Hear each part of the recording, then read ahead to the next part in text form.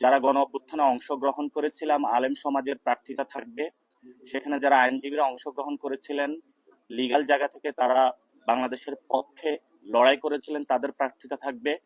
সাবেক সেনা কর্মকর্তা যারা আমাদের বাচ্চাদের উপর গুলি চালায়নি, সেই সৈনিক ভাইদেরকেও আমরা পার্লামেন্টে নিতে চাচ্ছি।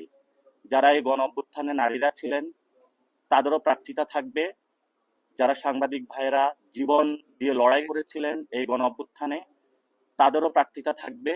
এই ধরনের গণ অভ্যুত্থানে যেই সকল শ্রমিক, মজুর, কৃষক, আলেম, নারী এবং আমাদের যারা সৈনিক ভাইরা প্রত্যেকেই এই গণ অভ্যুত্থানের সাথে ছিলেন, আমরা তাদেরকেও প্রক্রিয়াগত জায়গায় রেখেছি এবং তাদের সাথেও আমাদের কথাবার্তা চলমান রয়েছে।